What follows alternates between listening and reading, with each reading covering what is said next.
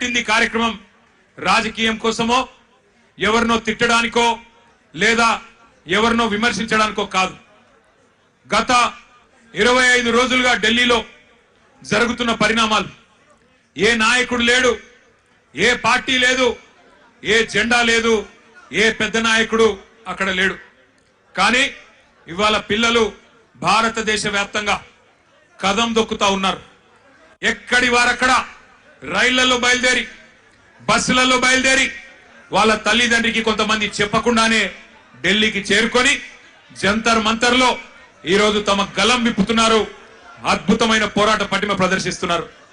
అవన్నీ చూసిన తర్వాత ఒక ఇద్దరు టీనేజ్ పిల్లల తండ్రిగా, ఒక తండ్రిగా, ఇద్దరి పిల్లల తండ్రిగా, అట్లాగే ఈ భారతదేశ పౌరుడిగా వారి మీద జరుగుతున్న దాడులు, వారి మీద ప్రభుత్వం వ్యవహరిస్తున్న తీరు చూసిన తర్వాత మనసు ఊరుకోక ఉండబట్టలేక నిన్న పొద్దున వరంగల్ పోయేటప్పుడు ఒక నిర్ణయం తీసుకున్నాం.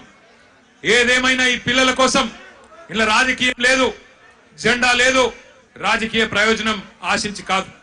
పిల్లల కోసం మనం కూడా మాట్లాడకపోతే మనం ఇంత స్థాయిలో ఉండి ప్రజాప్రతినిధులుగా ఉండి మనము దండుగా అన్న ఉద్దేశంతో ఇలా పిల్లలతో మాట్లాడాలి, వాళ్ళతోనే మాట్లాడియాలి. వాళ్ళ ఆక్రోశం, వాళ్ళ ఆవేశం, మరి మనందరం కూడా వారి న్యాయం కోసం చేస్తున్న పోరాటానికి అండగా నిలబడాలన్న ఉద్దేశంతో ఈరోజు నిరసన కార్యక్రమం పెట్టుకున్నాం. మరి ముఖ్యంగా బీఆర్ఎస్ అనే పార్టీ ఆనాడు టీఆర్ఎస్ గా ఉద్భవించినాడు ఉద్యమంలోంచి, ప్రజా ఉద్యమంలోంచి పుట్టుకొచ్చిన పార్టీ. ప్రజలను తెలంగాణ వ్యాప్తంగా డాక్టర్ బాబాసాహెబ్ అంబేద్కర్ గారు చెప్పినట్టుగా బోధించు, సమీకరించు, పోరాడు అనే అంబేద్కర్ తత్వాన్ని జీర్ణించుకొని లక్షల సంఖ్యలో ప్రజల్ని సమీకరిస్తూ తెలంగాణ ఎందుకు కావాలో వారికి బోధిస్తూ, అట్లాగే ఎక్కడ అన్యాయం జరిగినా పోరాటం చేసిన పార్టీ పెద్దలు కేసీఆర్ గారి నాయకత్వంలో అల్టిమేట్ గా ఢిల్లీ మెడలు వంచి తెలంగాణ సాధించిన పార్టీ బీఆర్ఎస్ పార్టీ. అందుకే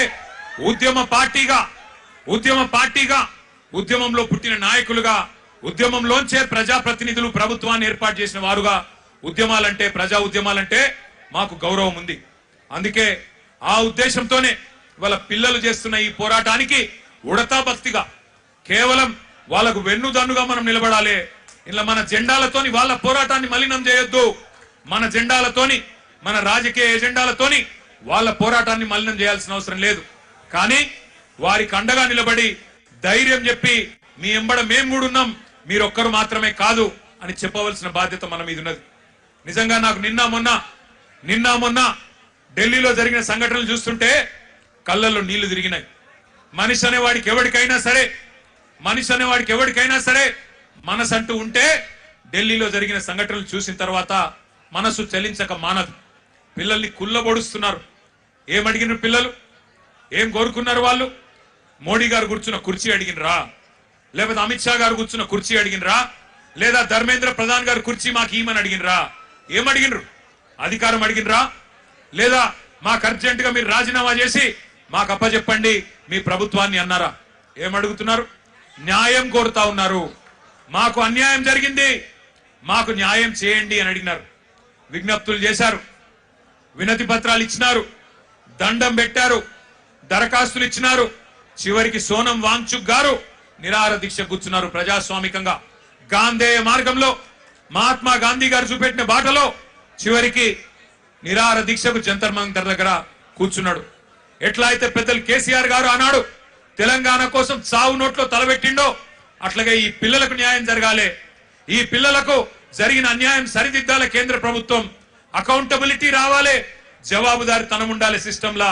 అదే విధంగా విద్యా విధానంలోనే సంస్కరణలు రావాలి, రిఫార్మ్స్ రావాలని చెప్పి సోనం వాంగ్చుక్ గారు నిరాహార దీక్ష కూర్చుంటే ఒక్క మీడియా సంస్థ చూపెట్టదు, ఒక్క మీడియా ఓడు రాడు. భయం. ఏం చేస్తారో, ఎక్కడ ఐటీ దాడులు చేస్తారో, ఎక్కడ సిబిఐని పంపిస్తారో, ఎక్కడ ఈడీని పంపిస్తారో, ఎక్కడ తమ వేట కుక్కలను పంపి ఇబ్బంది పెడతారో అని భయం. మీడియా రాలే. కానీ ఏం చేసింది జెన్జీ, యంగ్ జనరేషన్ ఏం చేసింది? ఏ మీడియా గిడియా జాంతా నై, మా